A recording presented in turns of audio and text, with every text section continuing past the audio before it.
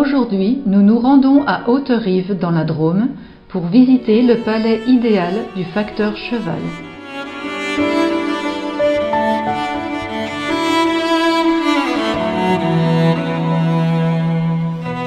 Il y a plus de 100 ans, à une centaine de kilomètres de Romans-sur-Isère, dans le village d'Haute-Rive, un homme a décidé d'arrêter de rêver et de réaliser ses chimères.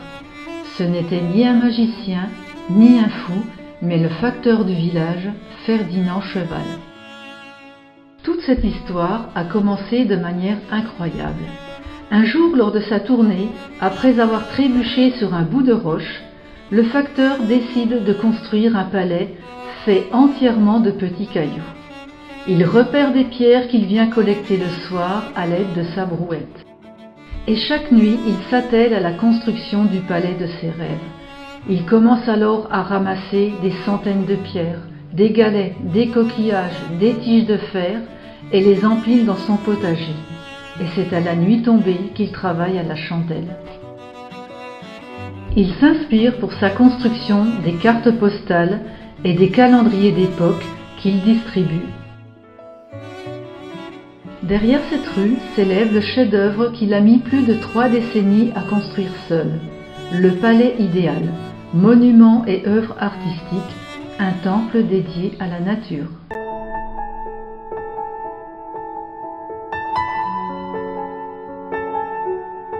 Le palais idéal, une œuvre hors du temps et des normes architecturales. Bien qu'inhabitable, l'édifice atteint peu à peu des dimensions colossales, 12 mètres de haut, 26 mètres de long.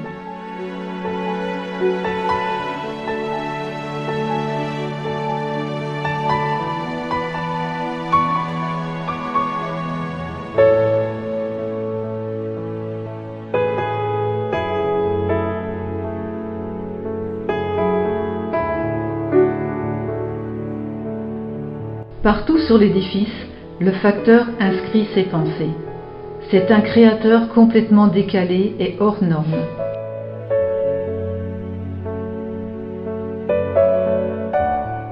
Sur la façade nord du palais se trouve le temple de la nature, des grottes et toutes sortes d'animaux.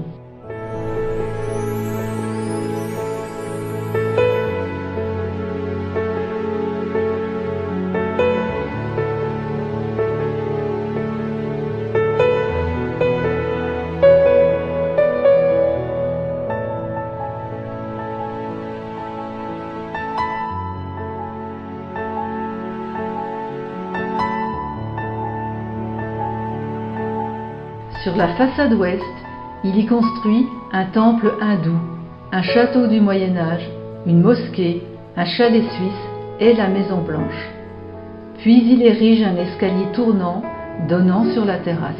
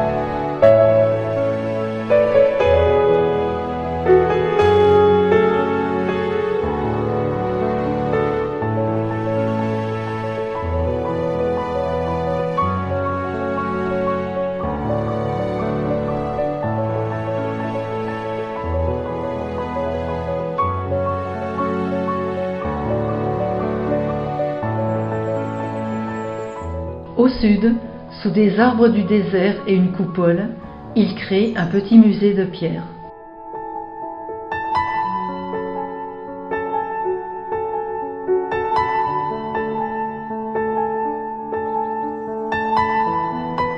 Il était fier de lui et de son travail d'un seul homme.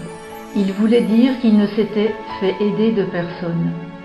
une opiniâtreté incroyable a dû motiver ce simple facteur à façonner ces millions de petits cailloux.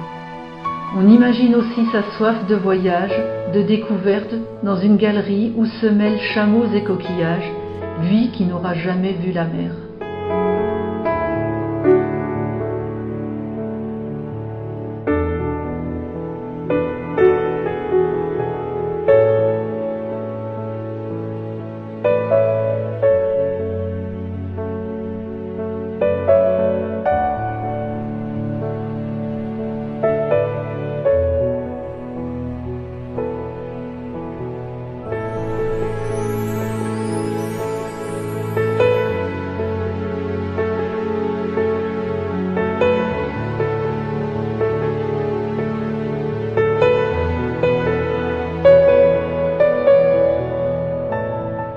Trois géants, César, Archimède et Vercingétorix. Sur la façade est, il construit un bassin et formera autour des cascades un tombeau égyptien.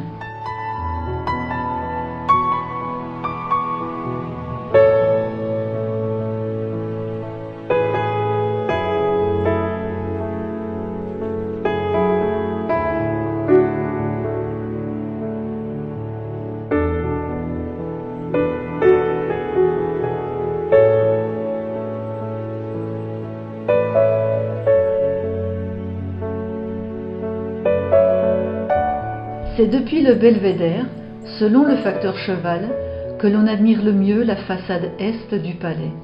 La thématique du décor est centrée sur le temps qui passe, ce qu'il appelait son cadran de la vie.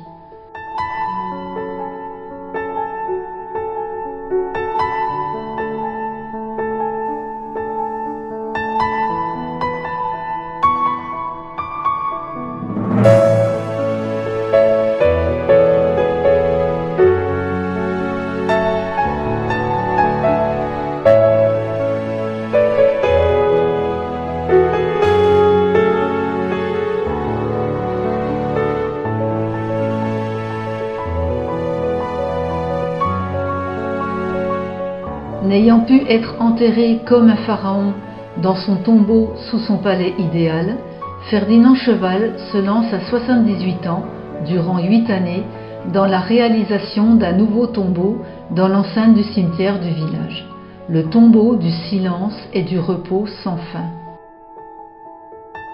Méprisé et épuisé, il meurt 2 ans plus tard, en 1924, dans l'indifférence générale. Il avait 88 ans.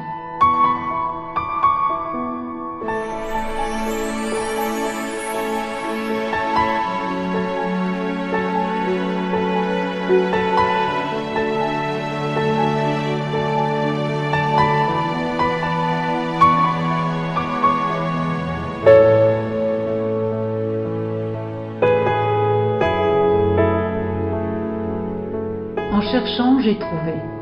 40 ans j'ai pioché pour faire jaillir de terre ce palais de fées. Pour mon idée, mon corps a tout bravé.